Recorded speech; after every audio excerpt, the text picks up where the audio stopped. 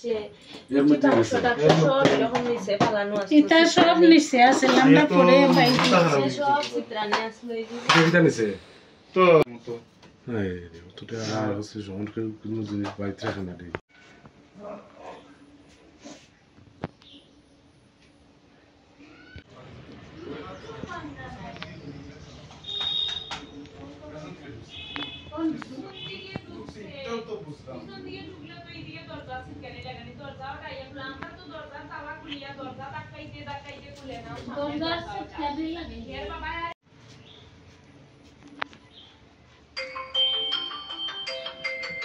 কালকে মহাসপ্তমী রাতে আমরা সন্ধ্যাবেলা পুজো দেখতে যাই 7টার সময়।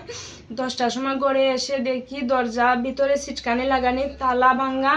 তারপরে দরজা ধাক্কা দেওয়ার পরে দেখা যায় পিছনের গ্রিলের তালা ভেঙে চুট ঢুকে একদম সব তছনছ করে দিয়েছে। লকারে আমার বিয়ের অনেক স্বর্ণালঙ্কার ছিল, ওইগুলি সব নিয়ে গেছে। সব খালি বক্সগুলি পড়ে আছে। অনেক টাকা ছিল ঘরে, টাকাগুলো সব নিয়ে গেছে। কাপড় উপর সব ছিতরানো, শুধু টাকা, স্বর্ণালঙ্কার, একটা মোবাইল ফোন নিয়ে গেছে।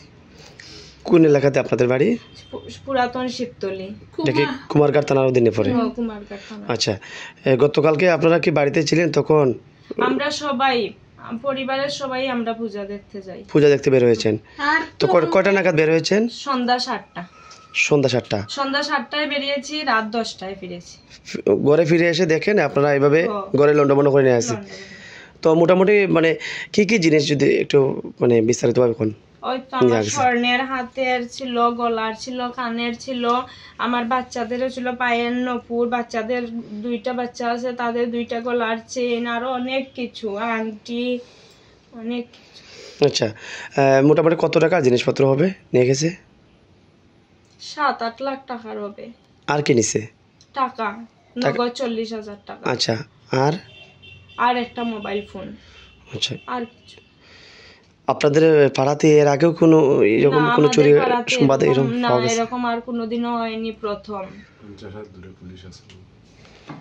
আচ্ছা, তো আমরা পাশে দেখতেছি এখানে পুলিশ ডিউটি করতেছে। 50 হাত দূরে এখানে পুলিশ ডিউটিও ছিল। পুলিশের মধ্যে কিভাবে হইলো? তো ডিউটি ছিল।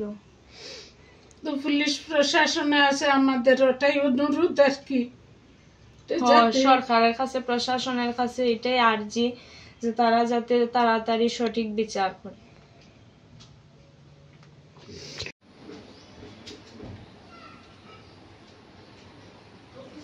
আমি জয়কুমার দেব, কুমারঘাট শহরের এই পুরাতন শিবতলি এলাকার বাসিন্দা।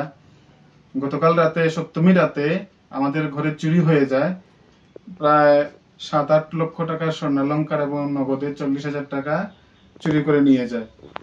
তো যথাসম্ভব আমি যতটুকু সম্ভব তাড়াতাড়ি আমি পুলিশ প্রশাসনকে অবগত করি। পুলিশ প্রশাসন আসে এবং তদন্ত করে চলে যায়। তারপর পাড়া প্রতিবেশী সবাই এই দুঃসংবাদ পেয়ে আসে, তাড়াতাড়ি ছুটে যান। আমাদের এই পার্শ্ববর্তী পাশের ঘরের গোবিন্দদা, অর্থাৎ গোবিন্দদা সমাজসেবী, উনিও ছুটে আসেন। আমাদের গোকুল দে, এই পাড়া প্রতিবেশী, উনিও আসেন।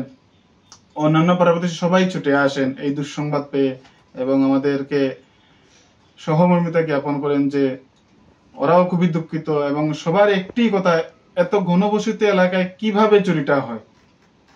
একটু আগে আমাদের এই গেট থেকে অল্প 50 হাত হবে দূরে পুলিশের নাকা পয়েন্ট আছে, পুজো উপলক্ষে নাকা পয়েন্ট দিয়েছে। তো এই পুলিশ প্রশাসনের নাকের ডগায় বলতে গেলে চুরিটা হয়ে গেল। তা আমি পুলিশ প্রশাসনের কাছে এবং সরকারের কাছে এই অনুরোধ রাখছি, এই দাবিটুকু জানাচ্ছি যে শুধু আমার স্বার্থে না, সমস্ত কুমারঘাটবাসীর স্বার্থে যেন ওনারা চুরির দলকে ধরেন এবং উপযুক্ত শাস্তি প্রদান করেন। আজকে দেখুন, কেউই শান্তিতে কিন্তু পূজা দেখতে যেতে পারছে না, সবাই ভিতরে একটা অশান্তি। তো অশান্তি নিয়ে কিভাবে আনন্দ উপভোগ করব? এইভাবে তো আনন্দ উপভোগ করা যায় না। গতকাল রাতে যে চুরিকাটা সংঘটিত হয়েছে, আপনাদের বাড়িতে তখন কেউ ছিল বাড়িতে? না, আমরা সবাই পূজা দেখতে বেরিয়েছিলাম সন্ধ্যা 7টায়। পরিবারের আত্মীয়স্বজন সবাই আপনারা পূজা দেখতে বের হয়েছিলেন? সন্ধ্যা 7টায় বেরিয়েছিলাম, রাত্রি 10টায় আসি। আচ্ছা, তখন এসে দেখলেন যে ঘরের এই অবস্থা? হ্যাঁ, ঘরে এলোমেলো করে রাখা এবং ওই স্বর্ণালঙ্কার, এই দেখুন। এ ব্যাপারে আপনার কোনো সন্দেহ আছে? বা এখনো অবধি কাউকে সন্দেহ করিনি। তো দেখা যাক পুলিশ প্রশাসন কি করে। আপনারা জানাইছেন পুলিশ? হ্যাঁ জানাইছি আমরা। পুলিশ আইছে ঘটনাস্থলে? আইছে আইয়া ওনার তদন্ত করছে। তো কত ভরি সোনা আনুমানিক হবে? প্রায় 7-8 ভরি সোনা হবে। আচ্ছা। আর নগদ 40,000 টাকা হ্যাঁ নিয়ে চলে গেছে। আর মোবাইল ফোনটা, আমার মায়ের একটা স্মৃতি বিচারিত মোবাইল ফোন বাবা দিয়েছিলেন ওনাকে, ওই মোবাইল ফোনটাও নিয়ে চলে গেছে। ওটা নিয়ে যে কি করবে তো বুঝলাম না। আপনি কি করেন? আপনি? আমি পেশায় স্কুল শিক্ষক। আচ্ছা, আপনি বাড়িতেই ডিউটি করেন? বাড়ি থেকেই ডিউটি করি। আচ্ছা, কোন স্কুলে কর্মরত আছেন? এছাড়া উচ্চ বুনিয়াদী বিদ্যালয় আছে। আচ্ছা, তো কুমারঘাট এলাকায় তো আরো বেশ কয়েকটি বিগত দিনে চুরিকাণ্ড সংঘটিত হয়েছে, তো সেটা নিয়ে কি বলবেন? কুমারঘাট এলাকায় তো শুনেছি আরো অনেক চুরি হয়েছে। আমার বন্ধু চন্দ্রদেবনাথের বাড়িতেও চুরি হয়েছে, রবীন্দ্রপল্লীতেও চুরি হয়েছে, কিন্তু আজ পর্যন্ত কোনো চুরির কিনারা পুলিশ করতে পারলো না। কারোর জিনিস শুনিনি যে ওনারা আবার ফেরত পেয়েছেন।